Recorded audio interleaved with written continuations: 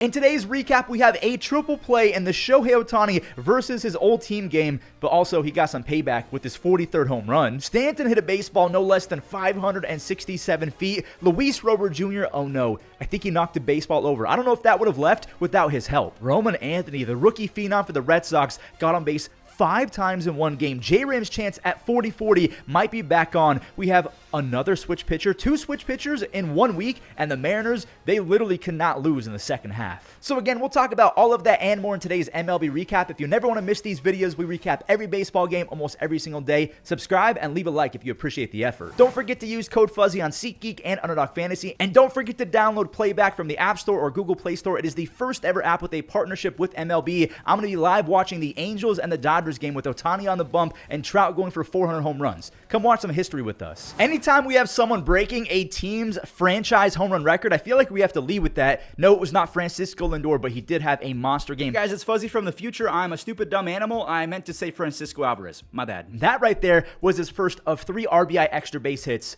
Pete, this could do it. This could be it. It's on a line. He stands alone. He passes Darryl Strawberry with 253 home runs as a Met. That is the most by anyone ever wearing a Mets uniform. He gets a curtain call, obviously. Now, the Braves, they got back into it. Nacho Alvarez Jr. and Matt Olson, they both doubled with runners on, so it's now 5-5. Starting pitcher Clay Holmes, the workload is showing. He's never really done this before, and yeah, he's just not been that great lately. But Brandon Nimmo had his back. The 3rd home run of the afternoon against Spencer Strider, who gave up 8 runs. I cannot believe I'm even seeing that live in front of me. Pete Alonso, he's extending his streak. 254. Francisco Alvarez had a double in between his 2 home runs. So 2 Mets players with a multi-home run game. Brett Beatty, he had an RBI single before his home run. The Mets hit so many home runs that they literally ran out of fireworks. And I do have a question for you guys. Going back to Pete Alonso. He's 30 years old. If he averages 35 home runs until he's 37, he'll get to 500. 50 in an upcoming season, or 45 in an upcoming season, and 37.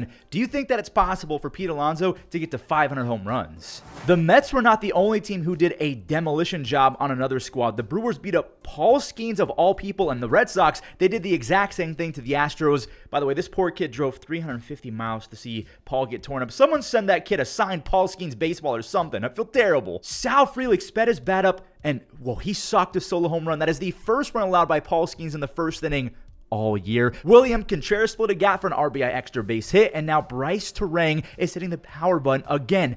4 in his last 5 games. Sal Frelick, his 2nd RBI knock, gets it to a 4 spot against Paul Skenes, who's been bad against the Brew Crew this year. He's allowed 8 earned runs in his last 8 innings against them. Now Christian Yelich is tattooing a baseball, his 23rd on the season. Going that far to left field is just silly as a left-handed hitter. The merry-go-round continued. It is 9-0 after some singles when Andrew Vaughn went 441 feet to get to double digits. He's batting .347 with 12 extra base hits and 32 RBIs in 27 games as a Brewer. Caleb Durbin, I'll show this for all of my Durbin fanboys. He swatted a 2-run home run off a positional player, and staying with positional players, we have another switch thrower. This is rookie Anthony Seigler. He used to be with the Yankees. He tossed a scoreless 9th. If you guys did not know, just like Carlos Cortez of the A's, he throws lefty when he's in the outfield, but as a catcher or just right there as a positional player who's pitching, he throws righty. And before we move on, I do want to show Freddy Peralta 7 strikeouts over 6 scoreless. The changeup and the curveball both have 30+% whiff rates on the year. The fastball has some giddy up. He has a 2.9 ERA.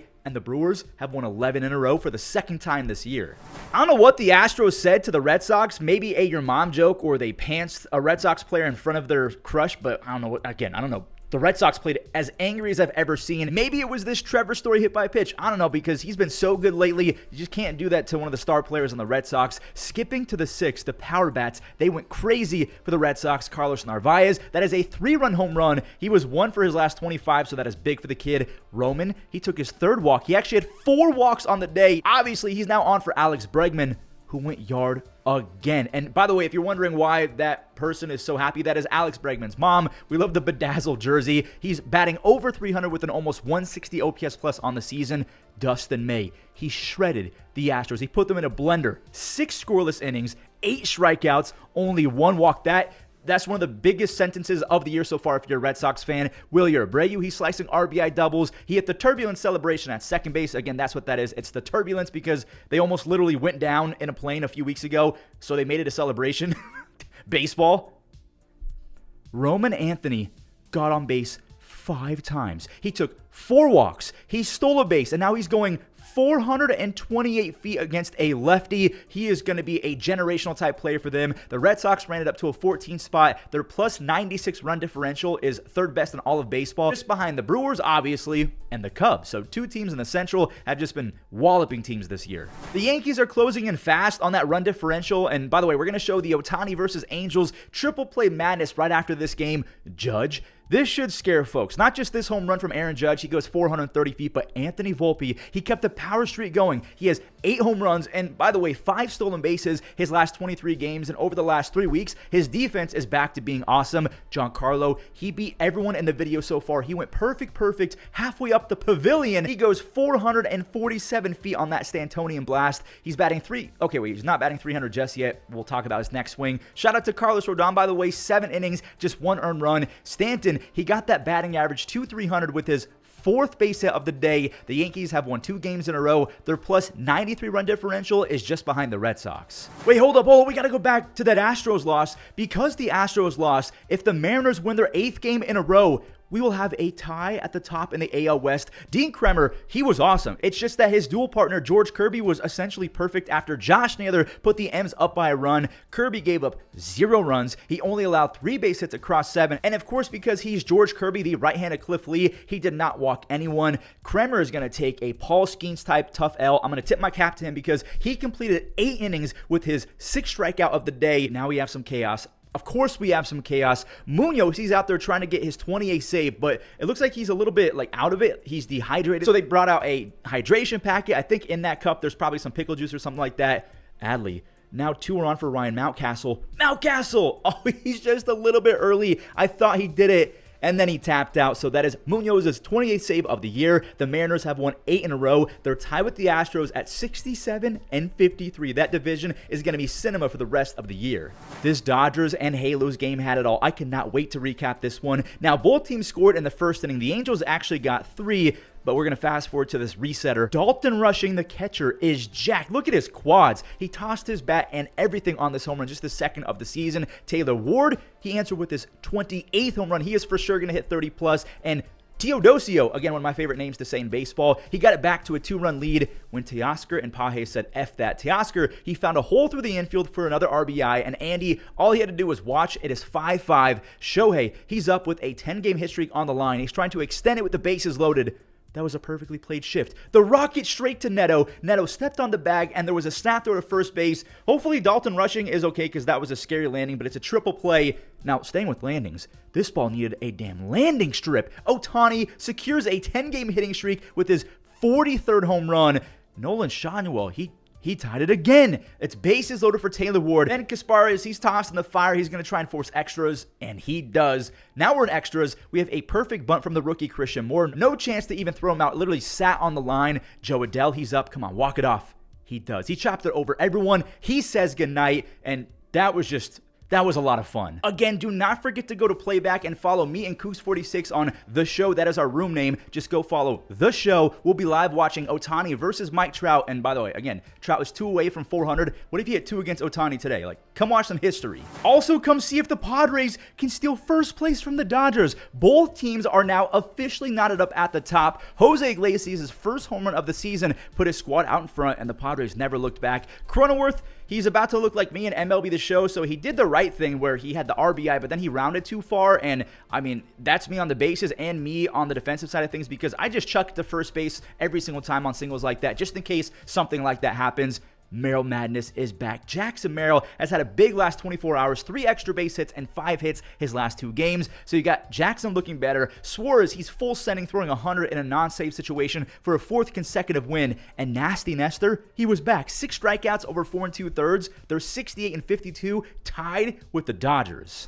It's going to be tough, but J-Ram might go 40-40 if he keeps this up. He's up to 24 home runs and 33 stolen bases. By the way, he has 6 outs above average on defense, so he might end up having his best season in baseball, which is crazy because he's had some disgustingly good seasons in the past. Manzo, if you're a Guardians fan or a Cleveland fan, you know exactly what this name is. He has been prunk. Travis Hafner for like a month now. He went over the tall wall the other way. He's batting .360 with 8 home runs and 20 RBIs his last 21 games. Brian Rocchio, he drove in a huge huge RBI because the Marlins, they stormed back with vengeance. Dane Myers, he brought home one all by himself, and then Kwani, who's been so good with the glove ever since he came up as a rookie. That's just a bad throw. Heriberto, he's having an insane rookie season. He ties it at 3. Kwani, he's going to get a chance to redeem himself. Agustin Ramirez, he lasered one straight to Kwan. Kwan unleashed it, and he got the runner. There we go. J-Ram, he kept the momentum switch going with his 25th home run, so 25 home runs and 33 stolen bases. That was a go-ahead run for Cade Smith, who got the 4-out win. The Guardians are one game back of the wild card because both the Yankees and Red Sox won.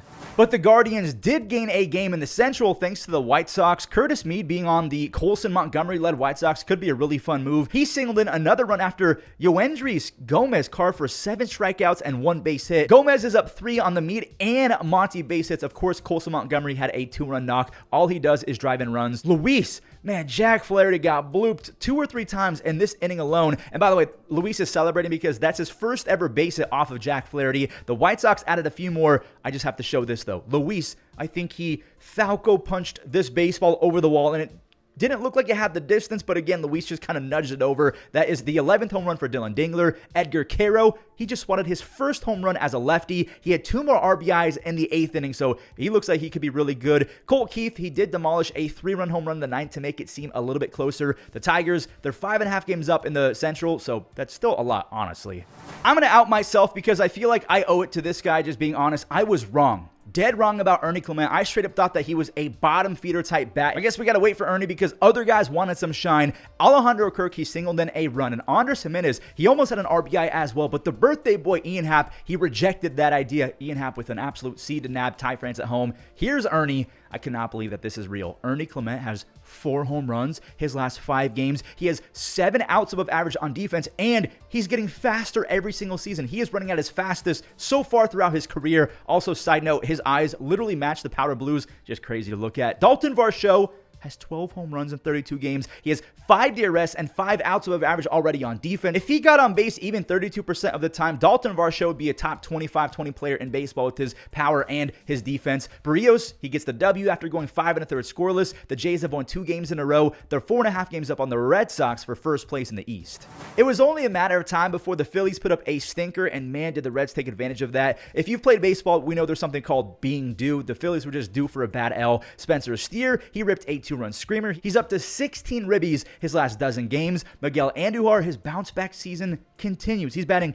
.350 with 4 extra base hits his first 9 games with the Reds. He's batting over .300 on the year. Brady Singer, another newcomer this year, he was awesome. 6 scoreless with 6 strikeouts. On the season, he has a 4.3 ERA, but I feel like it's going to be under 4 by the time that the end of the season rolls around. Jose Trevino, he knocked in 2 more. That is a 6 spot off of Ranger. He was different in this, not in a good way. Like usually it's, oh, he was different. No, the velocity was down. Something looked a little bit off. Harper, he made it rain after a long rain delay. He almost hit the cumulonimbus clouds above the stadium. He could be in the 2,000 hit, 400 double, 400 home run club by the end of next year. He's been that good to begin his career. The Reds, they're 2 games back in the wild card because they just won. So like the Royals offense has woken up, and all it took was facing the dreadful Nationals pitching staff. The Nationals, they have a 5.4 ERA as a team this season, which is pitiful. Vinnie Pasquantino drove in the first 4, 3 of them on 1 swing after a sac fly in the first. This thing was demolished. Break out the Pasquatch out there in the outfield. Now, the Royals could have had more, but Robert Hassel, he stole multiple runs. There he is robbing a home run. He stole another base hit with a dive.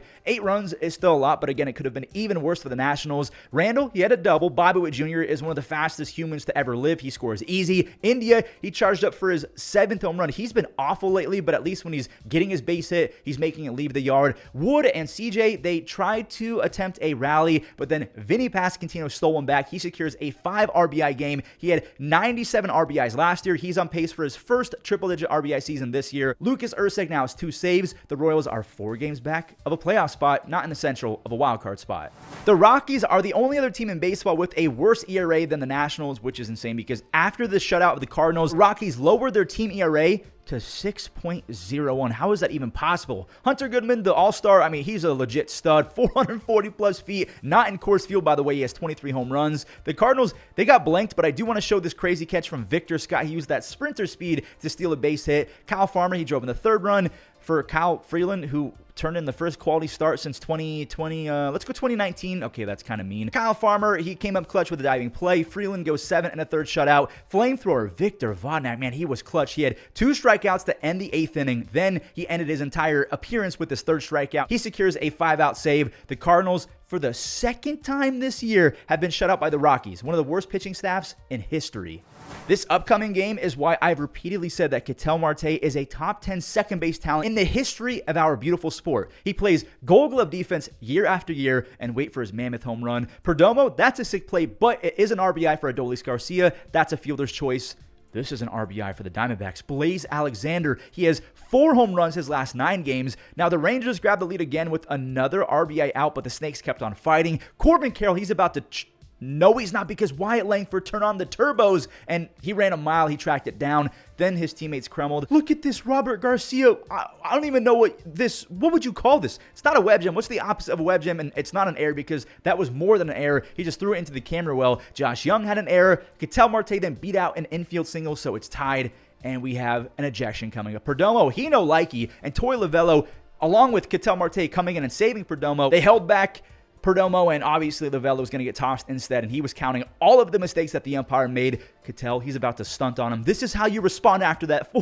445 feet. He's missed 40-plus games this year, but still has 22 home runs and 3 outs above average. Juan, okay, I'm going to need you guys' help, because on Baseball Reference, it does not have how his last name is pronounced. Is it Morillo or Morillo? He gets the save. The Diamondbacks are trying to fight back in the wild card, whereas the Rangers, they're down to 3.5 games back in the wild card, which is still doable. The A's have a dog in their rotation, and his name is Jacob Lopez. Tyler Soderstrom, he got on for Colby Thomas to secure a 12-game hitting streak. And Colby, this dude rips baseballs. He has awesome bat speeds, and he's pretty quick on the bases. He grabbed a 2nd RBI on a sac fly. He can be really good. He just has to work on the plate discipline. The Law Dog, he played at Sodi after Tyler got on again. Then Lawrence, he skated around on just, there's been some bad baseball in these last few games that just cannot happen with Jacob Lopez on the bump, because he was great again. 7 more shutout frames, 9 strikeouts as well. The rookie has gone 24 consecutive innings without allowing a run. That is the longest in baseball. His elite extension helps him to deceive guys with the perceived velocity, because he doesn't throw very fast, but because his extension is so good, it's perceived a little bit quicker. That generates a lot of whiffs. The A's quite literally have 3 Rookie of the Year candidates on their squad. We knew that Kurtz and Wilson were going to be in the conversation. Jacob Lopez, though, I don't think any of us saw this coming. Another recap in the books. Thank you guys so much for watching. Do not forget to download Playback to your phone. We're going to be watching Ohtani versus Trout live later tonight on Playback.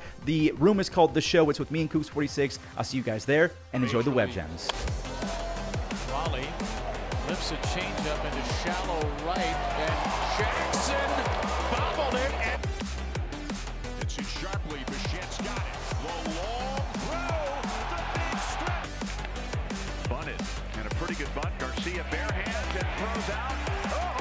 To the plate. Ground ball, line drive. No, it's a line drive. It looked like it was going to be a ground ball. But base can get a monster come by Gillen.